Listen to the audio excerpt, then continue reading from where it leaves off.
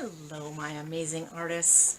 Today in this lesson, we're going to learn how to make a tiny little book, a little blank book like this, out of one sheet of paper. I'm going to show you how to fold this paper and make one little cut with some scissors or a little tear with your hands if you don't have scissors, and make a small little book like this. A little book like this can be used for so many things. It could be a little sketchbook.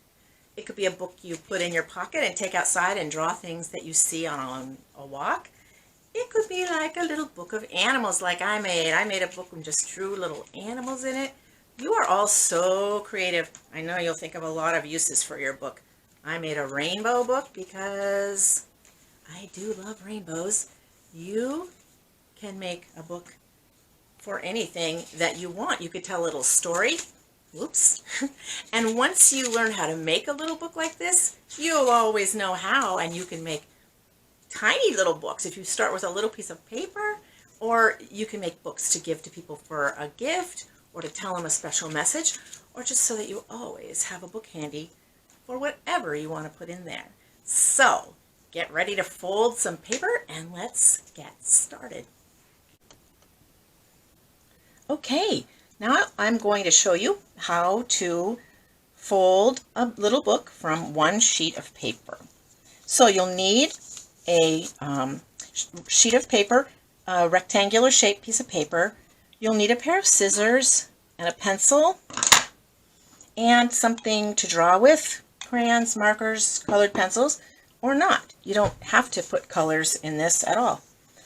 You're going to take your sheet of paper and you are going to fold it the hamburger way. That means it turns out looking like a hamburger bun, not this way. But we're going to go the hamburger way like this and match up those corners and then press the crease down. It's really helps with this project if you really press the crease down nice and flat. And then you're going to take it and you're going to fold it into a smaller hamburger this way. Match up those corners and then press and fold. Get it as flat. Get the crease nice and firm like that. Nice and flat. Now we're going to go one more time into another little hamburger, or maybe, I don't know, maybe it's a sandwich by now, but in any case, we're going to fold it like this, and this one is the hardest one to crease down because you're going through so many layers of paper, but crease that down also. Okay, now, you might think we have our book, but we don't yet, because now we unfold it one time, and now we unfold it one more time. So there's 1, 2, 3, 4 rectangles showing, kind of like a little window or something. And what you need to do is you need to find where the fold is. Oh, here's the middle fold right here, and I want you to hold the fold. So hold the fold and then make sure that this part opens up. Okay, yeah.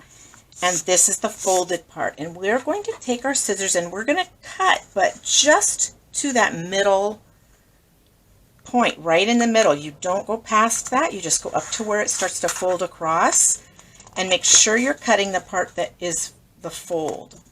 I know I am because I said I was going to hold the fold. So watch this. We're going to cut, and then stop. Don't go any farther or you'll cut the whole thing in half and you won't have a little book. But now it should look like SpongeBob's shorts. Giant walking shorts. And the next thing you're going to do is you're going to open it back up again. And you're going to fold it this way again on those same creases that you folded it before, and you're going to crease them down harder again. You're going to press them and crease those down again on that folded part. And the next thing you're going to do is you're going to stand it up on the open ends like a little tent. And it's kind of like a tent, only has a large hole in the middle. The hole should be shaped like a diamond so that both of these edges are pointing out like that. And believe me, if it rains, I don't think this is the tent that we want to stay in, so maybe we should change it into something else. So we're going to take these parts and we're just going to kind of pinch them together And then we're going to hold them and we're going to gently push them toward each other till that big wide hole meets up like this. And then we fold it like this so that we have finally a book. And now we're going to really crease that down. And we have a front cover and pages on the inside and a back cover. There it is. Now there is one tricky part. I mean, the trickiest part, I think, is this part where you are folding it like this, the tent with the hole in the top, and pushing it together. If you accidentally get it this way, and you try to make the tent and the hole in the top, and it's not making a diamond pointing out, that diamond needs to be pointing out for it to work. So what you need to do is fold it back the other direction, and then it will work.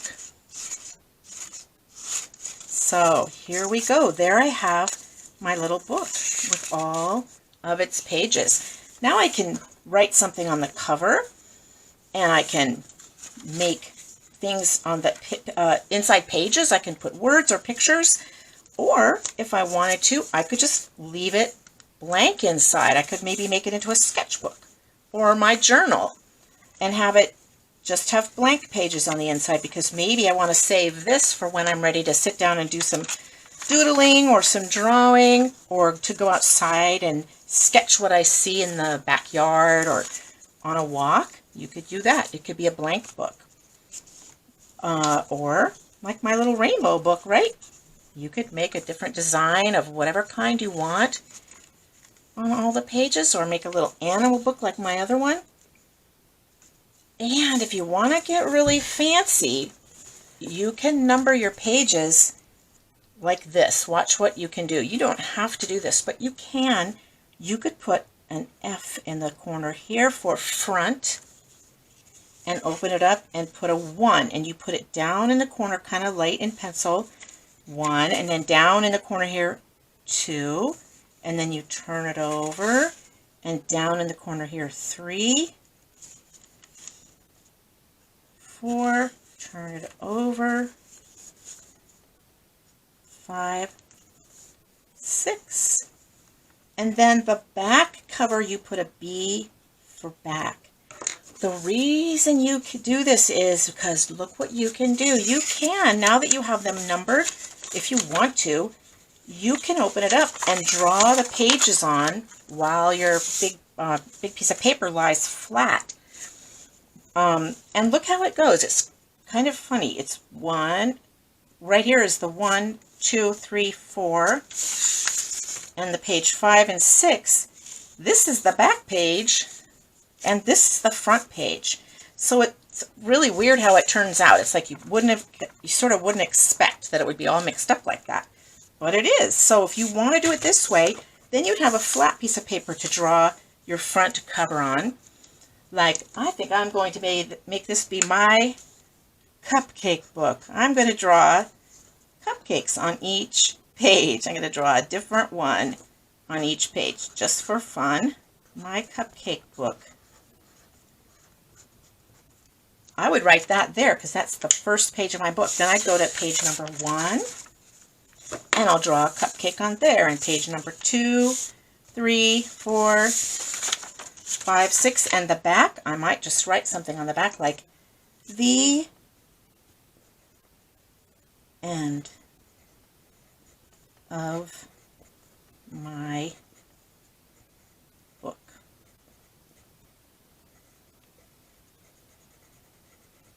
Just for fun. And then when I was done coloring them in, I'd refold it and put the front and the back like that, and there it would be, the front, the back, and everything that I had drawn inside, if you want to do it that way.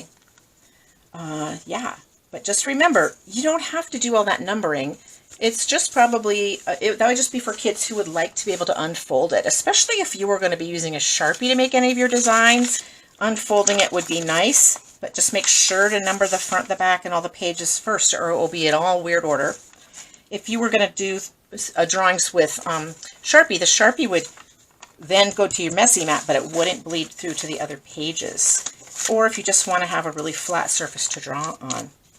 Okay, so that is the way you fold it.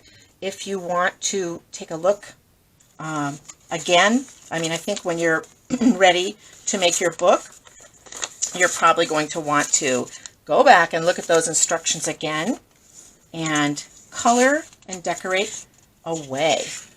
All right, I'm going to color mine and decorate it now.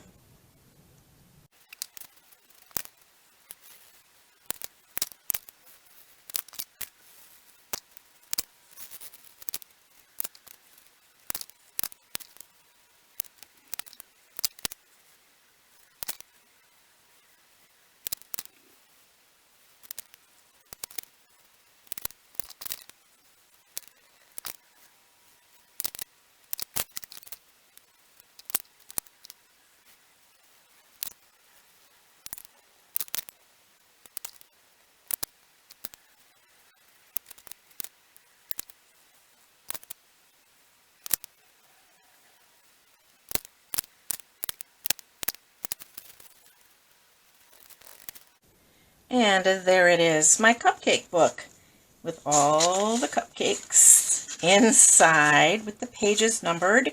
You'll notice I erased the B off the back and I erased the F from the front once it was all finished because I don't really want those to show on my book. And also remember, you can fold up your book and just color on the pages without opening it up to number it as well. So go back to the beginning to make sure you know how to fold it, and you can always freeze and pause the video as much as you need to get that folding done, and have a great time making lots and lots of mini books. Okay, bye.